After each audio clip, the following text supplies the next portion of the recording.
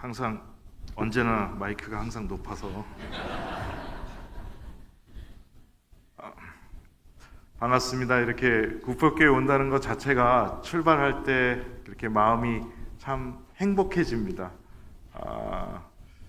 오늘 봤더니 저는 아까 주보를 다시 한번 확인을 했어요. 제가 아는 교회 이름은 분명히 구표교회인데 일어나는 일은 찬양교회 같아가지고 이름이 바뀌었나 했습니다. 아까 열정적으로 너무 찬양을 하시는 우리 찬양팀이 있었고 정말 인생에 이렇게 흰머리가 이렇게 나셨는데 하나님 앞에서 이렇게 찬양 드리는 이런 모습을 보면서 천국에서 우리가 영원한 삶을 살 때 주님이 그러실 것 같아요. 시간이 많으니까 오늘은 전 세계 모든 크리스찬들을 모아놓고 오늘은 구포교회 찬양팀들이 나와서 특송하겠다고 이렇게 할 것 같습니다. 여기 어르신들 우리 필름스 합창단 찬양팀하고 찬양 인도하셨던 분들이 분명히 앞에 서서 찬양할 때 제가 막 응원하겠습니다. 우리 구포교회라고. 여러분들과 같이 이렇게 생활하는 가운데 선교 사역이 벌써 17년을 맞이하게 됐습니다. 미얀마에 갔을 때 그냥 이렇게 어느 정도 하겠지 하고 마음 먹었지만 같이 구포교회랑 손잡고 뛴 지가 17년이 됐구나 하고 뒤돌아봤을 때 얼마나 마음이 이렇게 먹먹해지고 감사한지 모르겠습니다. 우리가 어떠한 일을 해나갈 때 굉장히 두려움을 많이 겪게 됩니다. 크고 작건 간에 두려움을 겪게 되는데 저도 당연히 두려움이 있었습니다. 미얀마라는 나라로 가라고 할 때 두려움이 있었습니다. 저는 조금 편안한 교회, 좀 알려진 곳, 뭐 이런 데로 갈 줄 알고요. 심지어 저는 러시아에 500명 되는 교회 담임 목사로 오라고 그래가지고 할렐루야 그랬거든요. 근데 그건 제 생각이더라고요. 주님께서는 러시아로 가라 이렇게 하셔서 그렇게 했으면 참 응답이 된 줄 알았을 거예요. 근데 미얀마 가라 이러더라고요. 어디 나라인지도 몰랐고 미얀마 가서 사역을 시작하려고 했더니 너무 힘들어가지고 하나님 이건 아닌 것 같습니다. 그렇게 다른 나라로 태국으로 옮기려고 마음을 먹고 태국에 집을 구해놓고 이사 준비를 하러 이제 미얀마 왔을 때 그 사이에 우리 한영수 목사님과 정병익 장로님을 만났습니다. 부부교회 우리 목사님과 장로님께서 미얀마 왔는데 미얀마 사역을 해야지 어딜 가냐고. 그래서 도대체 왜 이러세요? 그랬더니 미얀마에 남아서 사역하는 조건으로 우리 구포교회에서 전폭적으로 기도해 주겠다고. 그렇게 해서 미얀마 남게 하셨거든요. 근데 그게 벌써 17년이 됐어요. 근데 그때 정말 편한 그곳으로 갈 줄 알았는데 그 두려움이 있었던 그 앞에 있을 때 선택했던 것은 주님이 어떻게 하셨을까에 주님을 바라보게 된 거거든요. 전 그때 하나님의 음성으로 들었어요. 우리 한영수 목사님과 장로님께서 우리랑 같이 이 미얀마 사역을 해나갔으면 좋겠다. 우리 구포교회가 기도해 줄 거고 우리 100년 넘은 우리 교회가 기도하면 얼마나 뜨겁겠냐 막 이러셔가지고 제가 혹했습니다. 그래가지고 구포교회가 정말 저는 그때 소속교회가 없었거든요. 소속교회가 없는 상태에서 미얀마 땅에 갔기 때문에 얼마나 크게 큰 힘이 되고 위로가 됐었는지 모르겠습니다. 그렇게 해서 사역을 시작했고 그 두려움이 있을 때 주님의 음성을 듣는 거, 하나님의 방법을 택하니까 열어주시고 평탄한 길로 만드시는 것을 17년 동안 제가 체험했습니다. 양곤에서 사역을 잘 했어요. 하나님 은혜로 복음을 처음 접했던 청년들을 잘 양육하고 그 청년들도 결혼도 시키고 그 청년들이 신학도 하게 되고 그 청년들이 교회도 개척하게 되고 목사님이 되고 그런 10년 동안의 양곤의 사역을 잘 하고 이제 저는 이곳으로 우리 김문수 젊은 선교사님을 보내주시면 어느 선교사님 모르겠지만 젊은 선교사님을 보내주시면 저는 더 깊은 선교사 없는 지역으로 들어가겠습니다. 이렇게 말씀드렸을 때 정복익 장로님이 조금 마음에 안 들어 하셨어요. 양곤을 잘 갖고 나가지 왜 또 떠나려고 하냐고. 그래서 여긴 좋은 선교사 보내주시면 한영수 목사님께 상담을 했습니다. 선교사가 그래도 10년을 했으면 노하우도 많이 생겼고 복음을 들고 복음을 한 번도 접하지 않은 곳에 가서 선교를 해야 되지 않겠냐고 목사님 허락해 주시라고. 그런데 우리 한영수 목사님이 가야지 이렇게 허락을 해 주셨어요. 그래서 그곳으로 들어가게 됐는데 그렇게 예수님을 하나도 모르는 지역에 갔더니요 저를 불쌍히 여기는 거예요. 왜냐하면 거기는 태어날 때부터 죽을 때까지 불교밖에는 모르는 사람들이었어요. 왜 그분들이 본 게 없으니까 뭐라 그러냐면 전 세계 모든 사람이 불교인데 너는 왜 답답하게 예수님을 믿고 있냐는 거예요. 너는 왜 크리스찬이냐는 거예요. 세상 모든 사람이 믿는 거를 왜 믿지 못하고 있냐고 그러더라고요, 저한테. 오히려 저를 이상한 사람 취급하더라고요. 그래서 예수님을 한 번도 경험하지 않은, 한 번도 접하지 않은 그 지역에 가서 복음의 씨앗을 뿌리기 시작했습니다. 근데 이게 여러분이 농사를 지시는 분들은 아시겠지만 이게 뿌린다고 이게 다 싹이 나는 게 아니거든요. 이게 밭을 잘 일궜을 때 싹이 나잖아요. 그죠? 안 그런가요? 그죠? 그 일구는 작업을 누가 해줘야 돼요? 구폭교회가 해주셨잖아요. 오셔갖고 의료봉사도 해주시고 섬기는 봉사도 해주시고 오셔서 구폭교회가 그 지역, 제가 앞으로 떠날 그 지역에 가셔서 그 일을 해주셨어요. 그랬더니 그들의 마음이 열리기 시작하고 그곳에 가서 외국인이 살 수 없는 지역을 살게 해주셨어요. 그곳에서 지내면서 청년들을 만나고 섬기고 그런 과정 중에 그렇게 예수를 모르던 그 지역에 이제는 수상센터에 자리가 모자랄 정도의 많은 영혼들이 모이고 있습니다. 하나님 은혜로 예배가 시작됐습니다. 하나님 은혜로 토요일날 어린이 캠프가 열렸어요.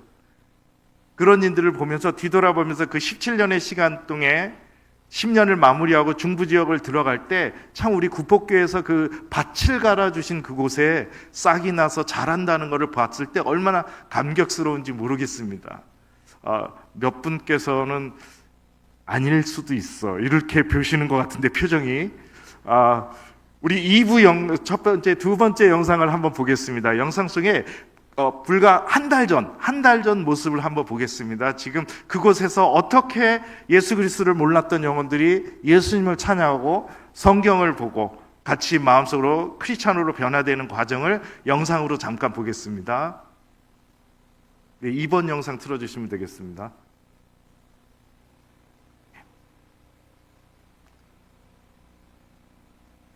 예, 클릭은 해주시면 좋겠습니다.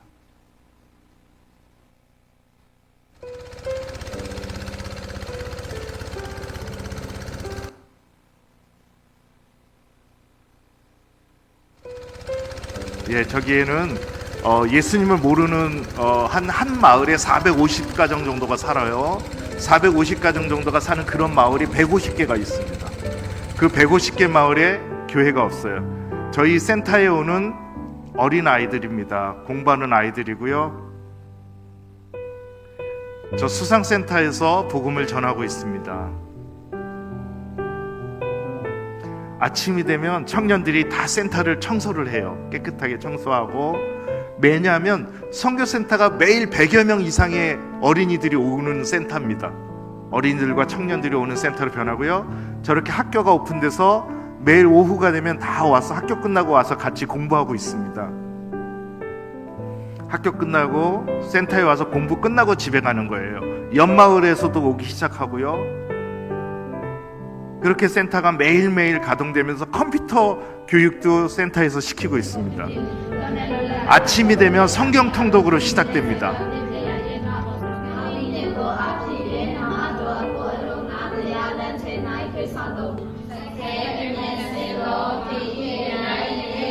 예수님을 모르던 지역에서 말씀이 같이 읽게 되고요. 같이 찬양하고 같이 예배드리는 단계까지 진행됐습니다.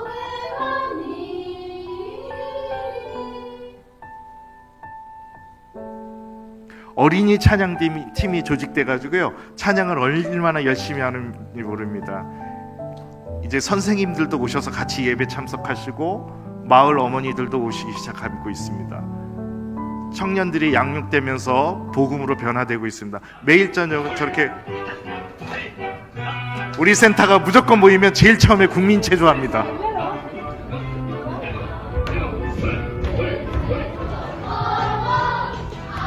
찬양을 배우는데요. 공간이 이제 부족하게 됐어요.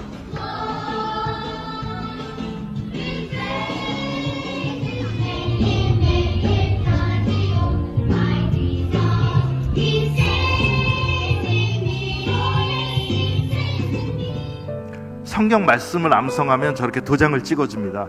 성경 암송을 말씀을 잘하면 우리가 학용품을 나눠줘요. 학용품을 나눠주고 있습니다. 센터가 좁아져 가지고요, 이제는 어떤 활동하기도 어려울 지경까지 왔습니다. 매주 토요일이 되면 저렇게 모여서 하나님을 찬양하고 훈련받습니다.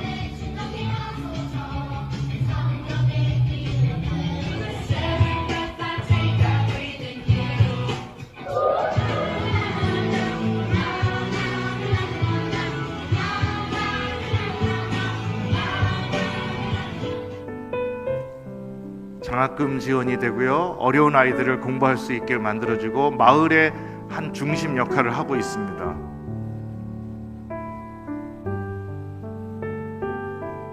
신방이 시작돼서요, 수상마을에 신방을 다니기 시작하면서 어머니들의 마음이 열리기 시작했습니다.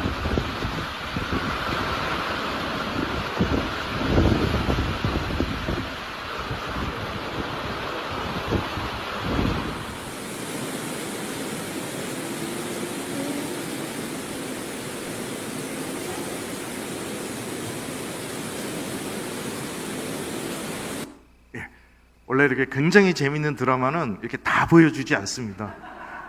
일단은 전편만 보고 약간의 설명을 해드리고 2편을 보겠습니다. 하나님의 은혜로 그곳에 가서 첫 복음을 전하면서 말씀을 전하니까 청년들이 변화되기 시작하고요. 그 지역이 굉장히 가난한 지역인데 그 샨주라는 지역은 우리 남한의 1.5배로 큰 지역입니다. 그곳에서 제일 큰 대학을 저 마을에서 10여 명이 지금 입학을 해서 다니고 있습니다. 마을이 변화되는 게 크리스찬이 오면서 변화됐다고 이야기들을 하고 있습니다. 왜냐하면 학교 끝나면 그냥 방치잖아요. 근데 학교 끝나면 집으로 안 가고 모든 선교센터로 모입니다. 아이들이 그대로 옮겨져요. 선교센터로. 선교센터 와서 공부를 하고 그렇게 하는데 토요일이 되면 성경 캠프를 합니다.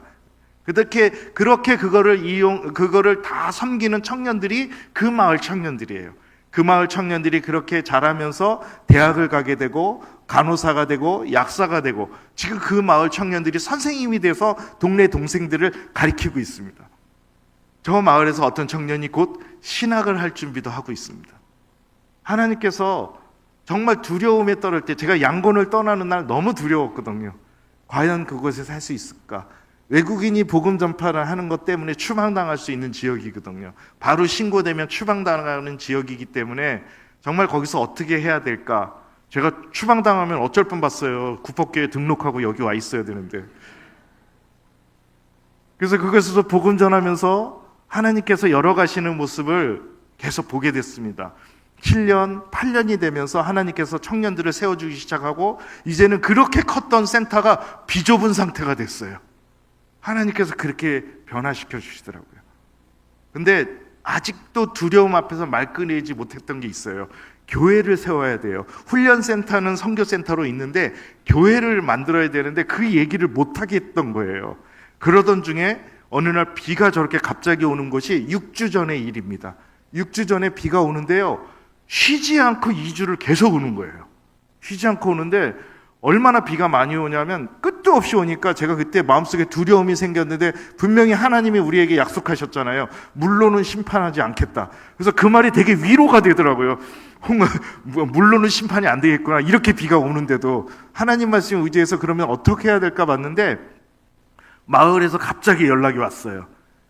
이 주무시는 분들이 대나무로 된 집에서 주무시는데 잠을 잘 못 자는다는 거예요. 그래서 왜 잠을 못 자냐니까 자다가 이불 덮고 자다가 손을 뻗쳐가지고 바닥을 한 번씩 만져야 된대요, 새벽에. 왜 그러냐 그러니까 보통 집은 홍수가 나면 문 앞에서 물이 들어오잖아요. 근데 대나무 집은 그냥 바닥에서 물이 들어오는 거예요. 대나무로 얽혀서 만든 집이기 때문에. 그래서 자다 말고 새벽에 수시로 바닥을 만져봐야지 물이 없으면 자는 거고 물이 있으면 빨리 일어나야 된다는 거예요. 근데 어느 날 새벽 3시, 4시 됐을 때 만졌더니 물이 만져지더래요. 바닥에. 그랬는데 그 물이 3m가 높아졌습니다. 그 시간에 불이 나게 조각배를 옆에다가 집에다 묶었는데 그 집의 천장이 물에 잠기게 됐어요. 그렇게 지붕까지 물에 잠기는 상태가 되니까 그 많은 사람들이 어떻게 했냐면요, 조각배를 끈을 집에다 묶어갖고 지붕에다 묶어가지고 비닐로 덮고 있는 거예요. 비가 계속 오니까 어디 갈 수가 없으니까, 컴컴하니까. 거기서 하면서 물을 퍼내면서 그 조각배 안에 피친을 다 했다는 거예요. 근데 저는 그 얘기를 들었을 때 깜짝 놀란 부분이 있어요. 왜냐하면 저희가 신방했을 때 그 마을에 아기 난 지가 2주밖에 안 된 애가 있었거든요. 신생아가. 그 산모와 신생아도 그 조각배에 몸을 의지하고 있는 거예요. 수술한 지 2주밖에 안 된 아저씨도 거기에 있는 거예요. 치매를 앓고 있는 어르신도 그곳에 있는 거예요. 물이 다 올라가면서 피할 곳이 없는 상태가 된 그런 지경이 된 겁니다. 거기서 단 2-3시간 안에 어디로 갈 곳인지 피신처를 마련해 줘야 될 상황이 된 거예요. 근데 굉장히 어렵더라고요. 왜냐하면 육지 쪽에요. 육지 쪽에 옮길 줄 알았더니 육지를 확인해 봤더니요. 선착장 육지 쪽이 차가 다니던 곳이 지금 배가 다녀요. 갑자기 차가 다니는 곳이 수상마을로 바뀌었더라고요. 밖에도. 피신할 곳이 없었던 거예요. 그래서 제일 급한, 아주 급한 사람들을 선별해 봐라. 그랬더니 100여 명이 되더라고요. 100여 명의 사람을 갑자기 2-3시간 만에 어디로 움직일 거냐가 고민이었습니다. 그때 두려움이 있었어요. 홍수가 나니까요, 전기를 다 차단하더라고요. 전기가 차단되니까 지하수를 올릴 수가 없어요. 10일째 전기가 차단돼서 지하수를 올릴 수가 없으니까, 지하수가 없으니까 어떻게 해요? 씻질 못하는 거예요. 씻지 못하는 생활용수가 없으니까 어떻게 해요? 화장실이 다 스톱되는 거예요. 그 100여 명의 사람을 우리 선교센터로 모시고 왔다가는 선교센터에 다 물에 젖은 이불을 어떻게 100여 명의 이불을 200개 정도를 어디서 구해요? 물도 없어갖고요. 근처 가게가 다 잠겨갖고 물이 없어서 먹는 물을 1시간 떨어진 도시에서 싣고 왔어요. 그렇게 대처하는 상황이 된 거예요. 근데 이불도 없고 화장실 문제도 해결이 안 되고 씻는 문제도 해결하는데 먹는 문제가 해결이 안 되는 거예요. 비는 계속 오는데 조각배 위에서 비닐을 대는데 어떻게 거기서 불을 피우겠어요? 가스레인지 뭐 버너 이런 것도 있는 게 아니라 수추로 태워야 되는데 배를 태울 수도 없잖아요. 그런 상황이 된 거예요. 그랬을 때 우리 목사님께 바로 연락하고 싶었지만 인터넷이 안 되는 거예요. 목사님 어떻게 했으면 좋겠어요? 지혜를 구하고 싶은데 인터넷도 스톱되었고 어떻게 방법이 없는 거예요. 그래서 나중에 목사님한테 혼나겠다 생각하고 제가 호텔을 빌렸습니다. 수혜에 안 당한 호텔이 그거 하나밖에 없더라고요. 그래서 그거를 일단 외상으로 빌렸어요. 이게 외상으로 소도 잡아먹는다고 일단 외상을 통째로 빌렸습니다. 그래갖고 외상으로 통째로 빌렸고 일단 급하니까 2시간 안에 결정을 해줘야 되니까 그 신생아, 2주밖에 안 된 신생아, 산모, 치매 어르신 전부 다 하니까 100명이 되는데 우리나라랑 부모님들의 마음이 비슷한 게 있더라고요. 저희가 연약자 그룹을 피신하겠다 그러니까 부부 어른들이요 뭐라는지 아세요? 우리는 이게 수위가 올라가도 어떻게든지 여기서 버텨보고 여기서 어떻게 해보겠는데 우리 아이만큼은 데리고 가달라는 거예요. 왜냐하면 조각배에서 밥을 하다 보면 언제 밥을 먹을 줄 모른다는 거예요. 기약이 없는 거예요. 먹을 수 있는 기약이. 비가 계속 내리기 때문에 비닐 하나로 의지하고 있는 거예요. 조각배 위에서. 그런 부모들이 아이들을 저희한테 위탁하더라고요. 그 위탁받은 아이들과 치매 어르신과 산모와 수술받은 사람들과 여인들과 여성 중심으로 해서 100명의 사람들을 어디로 갈 수가 없는 거예요. 방법이. 전기가 없으니까 아무것도 못 하겠는 거예요. 그런 상태에서 그 호텔을 빌려서 방 하나에 2명만 들어가야 된다고 그러더라고요. 근데 사정해가지고 5명, 7명, 10명 막 집어넣었어요. 그랬더니 28개 룸에 100명이 들어가게 됐습니다. 그래서 호텔에서 뭐라고 할 줄 알았는데 호텔에서 그러는 거예요. 우리나라 사람도 우리나라 민족들을 구하지 못하는데 한국 사람이 우리나라 민족을 위해서 이렇게 해주니까 너무 고맙다고 호텔에서 괜찮다는 거예요. 그 다음 날이 됐는데 아침을 원래 2사람씩 방 하나에 2사람씩만 해야 되는데 100명분 밥을 다 해주겠다는 거예요. 호텔에서. 근데 문제는 점심과 저녁이 문제더라고요. 쌀이 그 지역에 없어요. 그래서 1시간 반 떨어져 있는 곳에서 쌀을 실러 나르기 시작했습니다. 우리 선교사들과 같이. 그래서 저희 육지센터에서 밥을 지어갖고요 점심 저녁을 나르기 시작했어요. 수혜민들에게 날랐더니 아이들이 많아졌잖아요. 아이들이 100여 명 아이들 중에서 아이들이 표정이 하루가 다르게 틀려지는 거예요. 그래서 아이들한테 물어봤어요. 뭐가 좋니? 그랬더니 아이들이 뭐라는 줄 아세요? 마음껏 먹어서 좋다는 거예요. 아이들이 너무 먹을 게 많아서 너무 좋다는 거예요. 그래서 우리 선생님들이랑 회의를 했더니 호텔에 아침을 먹고 나면 학교를 오픈했습니다. 우리가 임시 학교를 오픈해가지고 원래 평소에 방과후 학교를 하고 있었으니까 자연스럽게 학교를 오픈해갔고요. 수혜민 학교를 오픈해서 오전에 공부하고 오후에 공부하고, 그 다음에 미용 훈련을 받은 청년들은 어르신들 머리 깎아드리기 시작하고요. 그러면서 그 피난민의 생활이 잘 안정이 되기 시작했어요. 그래서 저희가 찬양을 가르쳤습니다. 홍해를 뚫고 온 미리암처럼 미리암 찬양을 가르쳤어요. 왜냐하면 물을 뚫고 다 나왔잖아요.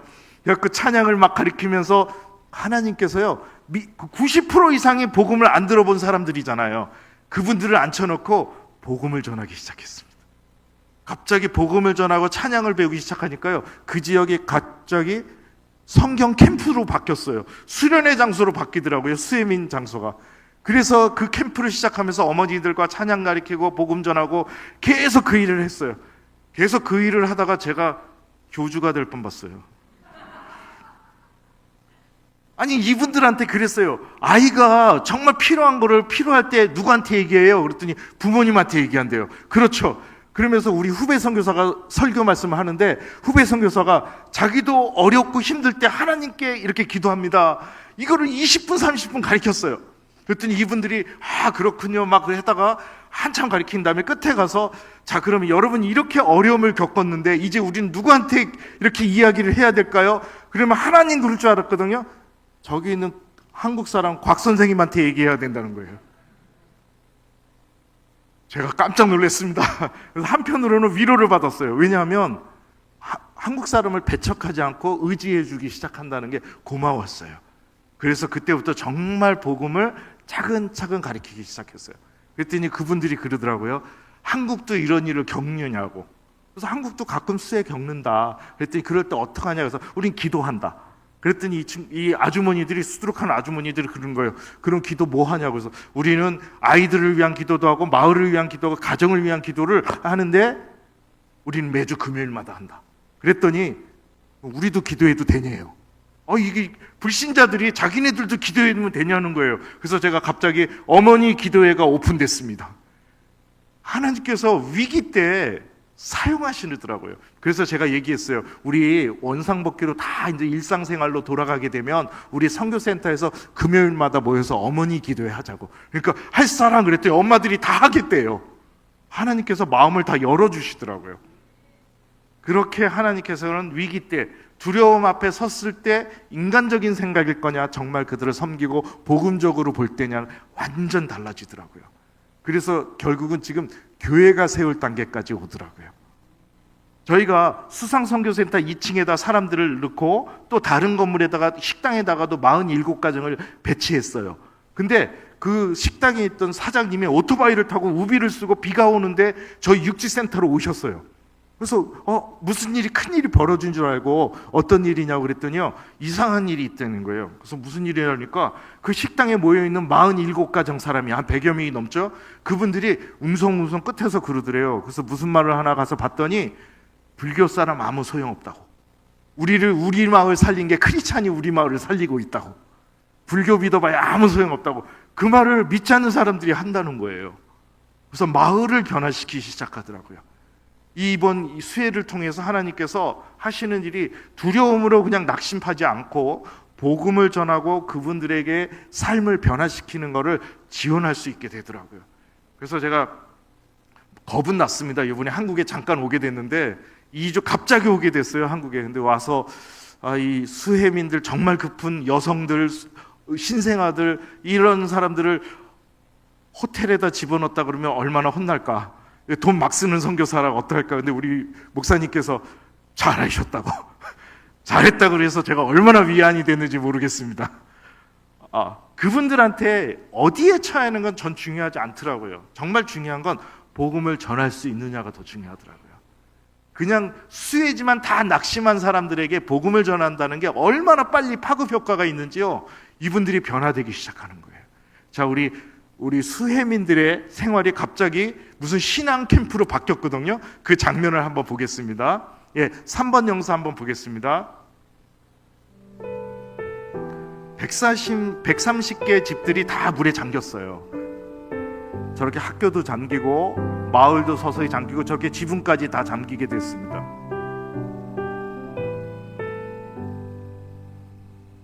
우리 수상센터가 2층 창문이 1층이 돼버렸어요. 앞에서 아까 찬양했던 아이들 자리에 배가 왔다 갔다 하고 있습니다. 기가 막히더라고요. 아이들이 저기서 성경 배우고 찬양했던 자리에 저렇게 배가 다니고요. 물이 차갖고 다 집기를 올려놓게 됐어요.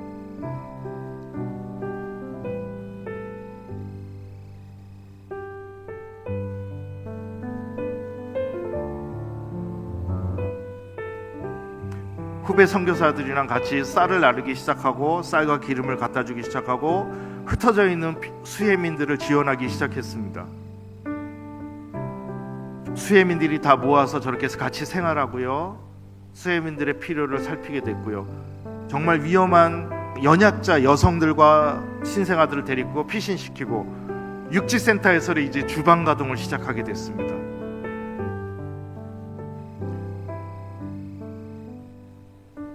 수혜민들을 모아놓고 호텔에 저렇게 식사를 막 대접하기 시작했어요.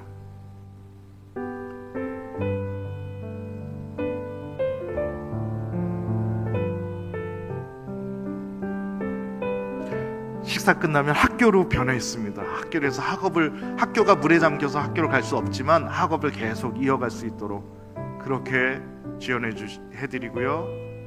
미용팀들은 또 많은 어린이들과 어른들의 머리를 깎아주기 시작하고요. 또 우리 스태프들은 쌀과 기름을 나눠가지고 산발적으로 흩어져 있는 소외된 수혜민들을 또 돕기 시작하고 있었습니다. 우리 찬양을 배우는 겁니다. 하나님은 너를 지키시는 자 찬양을 미얀마 말로 설명하고 찬양을 가리키게 됐습니다.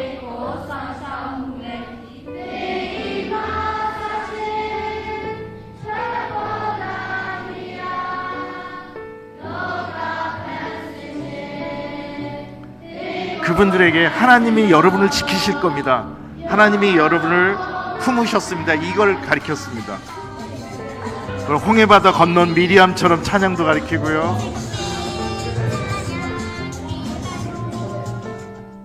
성경 암송도 하게 되고 성경 말씀도 듣게 되고 기도도 같이 하고 그들에게 복음을 심는 기회를 마련했습니다.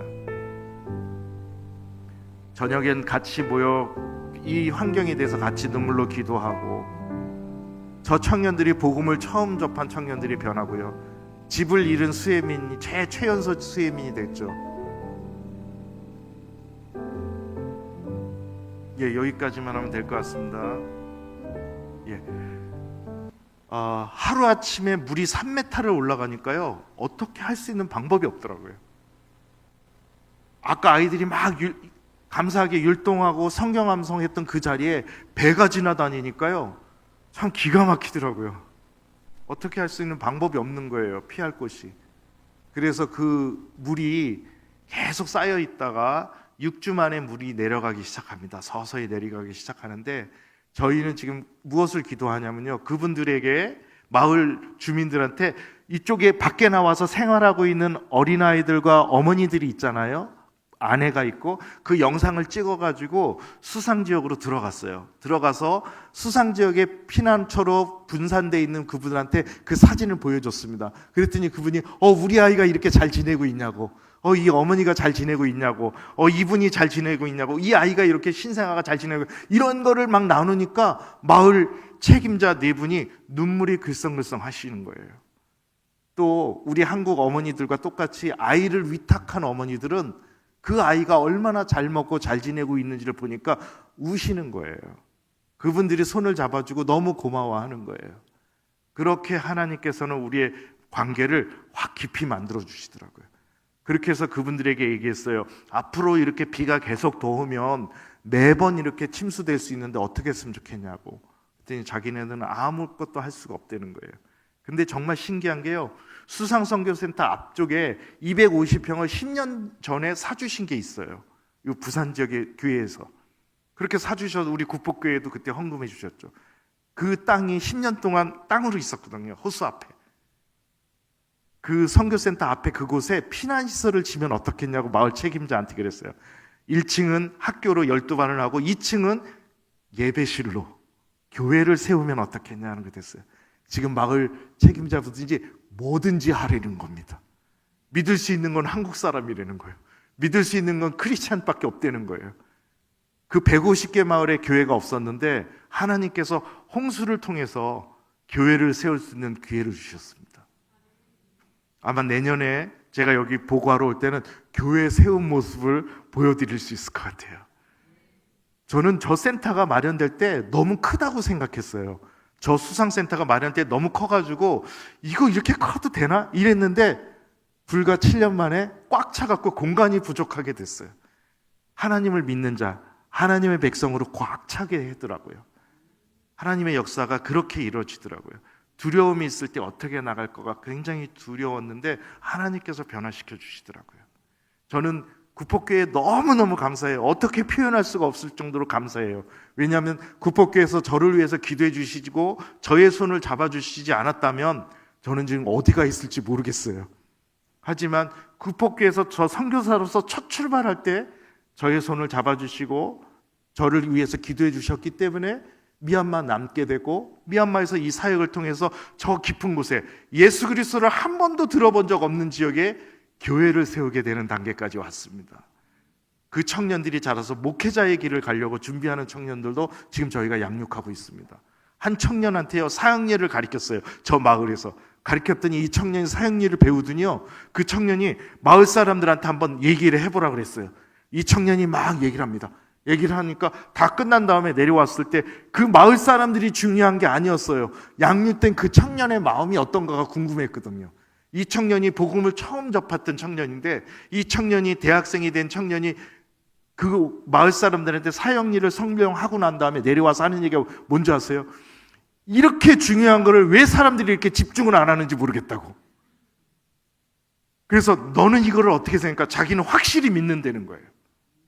그래서 그 청년을 양육해서 그 마을에 우리의 신앙의 리더자로 세우려고 합니다.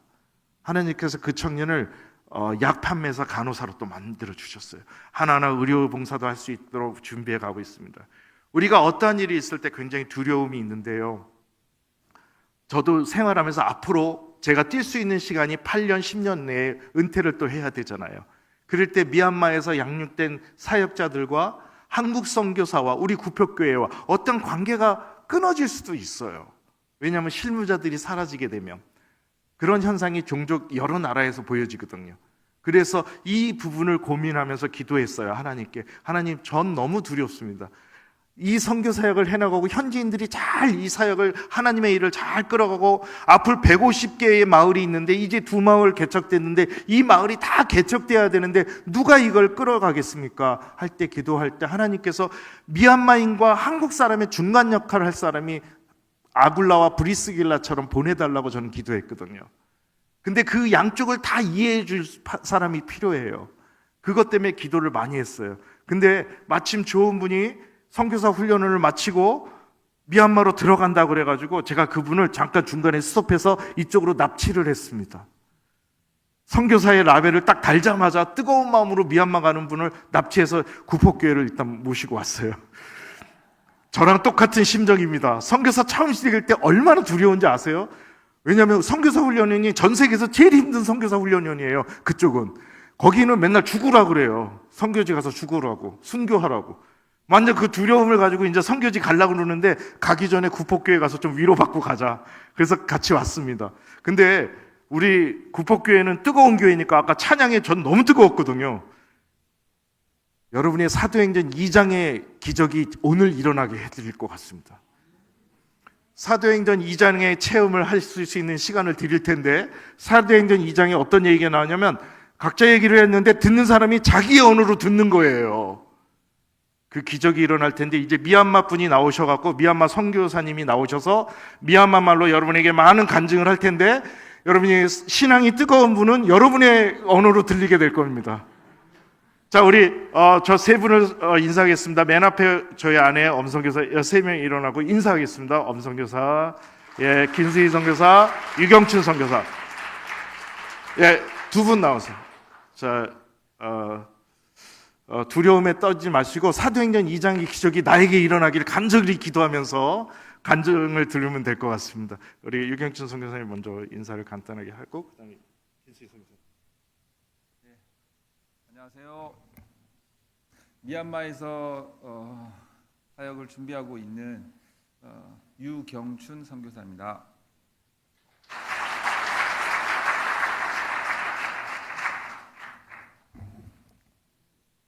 밍글라바, 안녕하세요. 저는 100% 미얀마 현지인 선교사 킨스웨이입니다. 네, 저를 이 자리에 와서 간지나도록 준비하고 예비해 주신 게 감사드립니다. 저는 대학 시절 때 옆에 계신 남편을 제가 대학 시절 때 만났습니다.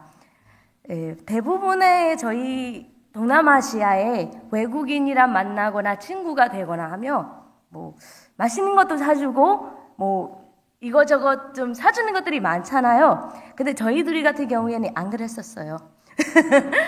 제가 대학 다닐 때 도시락을 싸서 학교에 가잖아요. 그래서 제가 도시락에 2개씩 3개씩 싸들고 다녔었어요. 왜냐면 옆에 계신 분이 먹이고 살려야 되니까요. 하나라면 제가 먹고 다 끝날 텐데 한 2개씩 좀 싸고 다니니까 여기서도 먹이고 그렇게 지냈었어요. 그리고 저 한국말 좀 잘하지 않을까요? 네, 그러니까 통역할 일들이 많더라고요. 미얀마에서는 언어를 다 잘하니까요. 그래서 언어를 어느 정도 하니까 통역을 뛰면 좀 통역비로 짭짤하게 받습니다. 그래서 그런 돈들이 생기면 100불, 200불 생기면 여기 남편에게 갖다 드리고 필요한 거 쓰고 맛있는 거 사 먹고 그렇게 저희는 서로를 위하면서 그렇게 어려운 환경에서 같이 지내왔습니다. 저만 주는 것들이 많아가지고 그렇게 다시 받을 게 없냐? 아니에요. 진짜 저한테는 엄청 귀하고 존귀한 선물을 남편이 저에게 주셨어요. 그것이 바로 저를 하나님을 믿게 하고 예수님을 알게 해주셨던 거예요. 그래서 남편을 통해가지고 제가 하나님에 대해서 많은 것을 알게 되었어요. 그러면서 제가 옛날에는 통역비를 받거나 뭐 하면은 저에 대해서만 생각을 많이 했었던 것 같아요. 그래서 뭐를 할까, 뭐를 사 먹을까, 어디에서 뭐 할까라고만 생각을 많이 했는데요. 근데 이게 예수님을 믿고 나니까요, 제 주변에 있는 사람들한테 생각을 하게 되더라고요. 그래서 우리나라가 왜 그렇게 되는 건가? 우리 부모님이 왜 그렇게 사는 건가? 그러면서 이게 생각들이 좀 변화됐던 것 같아요.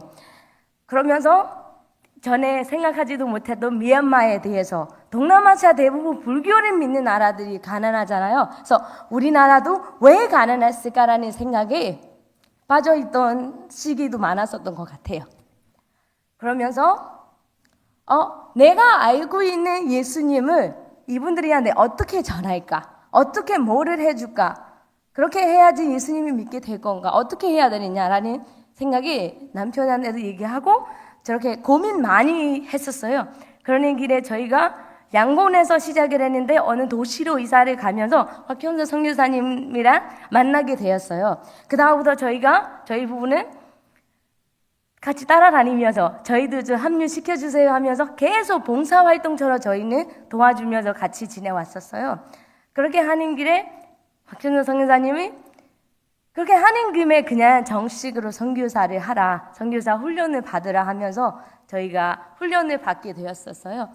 보통 선교사 훈련 아니면 다른 훈련들도 그렇고 한국 분들한테도 제일 어려울 것 같았어요. 새벽 4시부터 일어나가지고 새벽 기도 2시간, 그 다음에 밤 10시까지의 여러 가지 과목들을 배우면서 성경 암송하면서 그렇게 지내왔는데 저 같은 미얀마 사람한테는 무지하게 힘든 거였어요. 그런데 이 훈련이 끝나면 내가 정식으로 선교사가 되니까 우리나라 사람들한테 뭔가를 해줄 수 있겠구나라는 생각으로 열심히 훈련을 받았었어요. 7개월 동안은. 그러면서 이제는 정식적으로 선교사가 되니까 전에 생각지도 못하는 일들이 많이 생기더라고요. 제가 9살 때까지는 아빠가 계셨고요. 엄마는 불교였어요. 그래서 엄마는 불교였고 아빠는 기독교 분이었어요. 저희 진조 할아버지 때부터 계속 목사님을 해왔던 기독교 분이더라고요.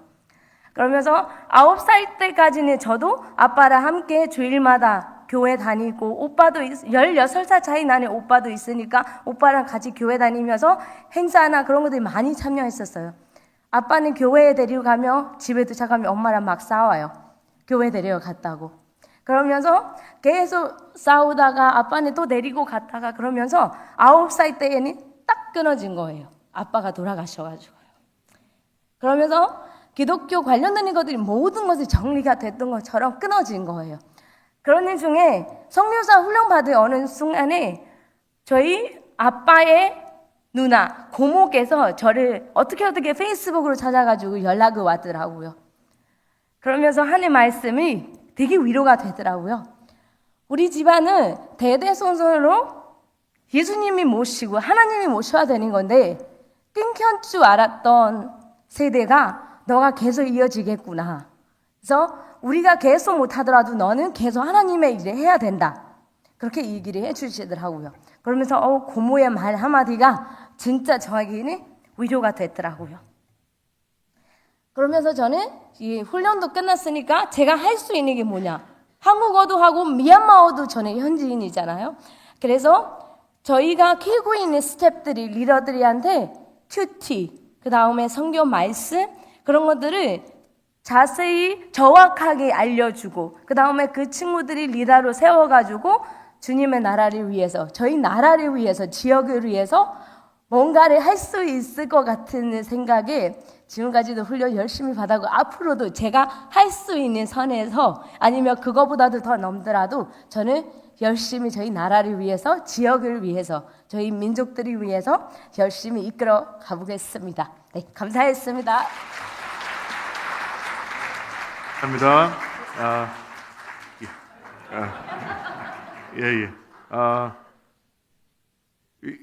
여러분의 언어로 들리셨나요? 신앙이 좋으신 분은 한국어로 들렸을 거고, 자, 그럼 지금 상태가 약간 이상하신 분은 미얀마 말로 들으셨을 텐데, 하나님께서 예비하신 종을 이제 그 나라 민족이 그 나라 민족을 위하여 사용될 수 있기를 원하신 것 같아요. 그래서 5년 정도를 아무 얘기 없이 우리 사역하는데 같이 다녔는데 선교사보다 더 선교사 같더라고요. 그래서 그냥 안타까운 사람들 보면 어쩔 줄 몰라 하는 거예요. 근데 아시다시피 미얀마가 엄청난 내전이 있잖아요. 전쟁에 피난민들이 발생을 했는데 그 피난민들을 외국인들이 케어하면 군인들이 조사를 나와요. 그러면 선교사의 신분이 굉장히 안 좋아지는데 그 피난민들 대상으로 선교회는 아예 맞춤입니다. 현지인들이 도우는 건 아무 문제가 없어요. 그래서 피난민들을 모아놓고 가리키고 예배드리는 부분을 지금 잘 진행하고 있습니다. 그래서 하나님께서 정말 깊은 성경 공부와 말씀을 심고 그 다음에 본인의 고백이 있어서 우리가 세례를 지게 되고 그 다음에 관계를 양육을 쭉 해가는 과정 중에 세례 받은 날 저녁 때 우리 선교사 되시려고 하시는 많은 분들이 있는 과정에 간증을 잠깐 발표를 하겠대요. 그래서 우리는 그런 거 안 해도 된다 그랬더니 그래도 꼭 해야 된대요. 그래서 하라 그랬더니 세례 받은 날 저녁 때 이렇게 편지글을 읽으는데 내가 하나님의 이 귀한 사랑을 받았는데 나만 이렇게 구원받으면 어떡하냐고. 우리 민족들, 미얀마에 있는 우리 민족들을 위해서 구원받을 그 민족들을 위해서 나를 사용해 주세요. 내가 그걸 쓰임받기 원합니다. 이렇게 하면서 눈물로 그 편지글을 읽는 거예요. 그때 저의 자신을 뒤돌아봤습니다. 우리는 과연 우리 한국인들을 위해서 그렇게 뜨거운 마음을 가지고 신앙생활을 하는지. 우리 구폭교회가 100년이 넘은 정말 신앙의 선구자의 교회 아닙니까? 이곳이 산 증인이고요. 우리 구폭교회가 정말 우리 주변에 있는 많은 한국 사람들을 위해서 그렇게 미얀마인 같은 그런 뜨거운 마음을 우리가 갖고 살아가고 있는지 저는 제 자신을 돌아보는 시간을 갖게 됐었어요. 오늘부터 우리 구폭교회가 주변에 우리 같은 민족들이 구원받을 수 있도록 우리의 그런 미얀마뿐 같이 그런 뜨거운 마음으로 우리 살길 원합니다. 하나님께서 오늘 인도하시는 걸 감사드리고요. 선교사가 딱 되고 나면 굉장히 두렵습니다. 그 두려운 마음에 제가 우리 구폭교회 목사님, 장로님들을 통해서 위로함을 받고 힘을 얻었잖아요. 지금 저기 원래 저 안 만났으면 저 태국 저 시골 구석에 가서 혼자 울고 있을 수도 있을 텐데 아무것도 사역도 못할 텐데 구포교회에서 초기 시작할 때 저를 잡아주셔서 미얀마에서 사역할 수 있게 해주신 것처럼 그때 얼마나 큰 위안이 됐던 건지 몰라요. 우리 미얀마 현지 우리 선교사님이 이제 세계적으로 다 인정받는 정식 선교사님이 되셨고 민족을 사랑하는 마음으로 선교사가 됐어요. 저 출발하는 우리 선교사 부부를 위해서 기도해 주시고 품어주시고 우리 구포교회가 우리 대한민국의 앞장서 갔던 우리가 100년이 넘는 이런 프라이드를 가진 우리 교회가 그런 미얀마의 그 영혼들을 위해서 앞장서 가는 저런 선교사를 품어주시고 기도해 주시고 미얀마 복음을 위해서 기도해 주시면 감사하겠습니다. 함께 기도하겠습니다.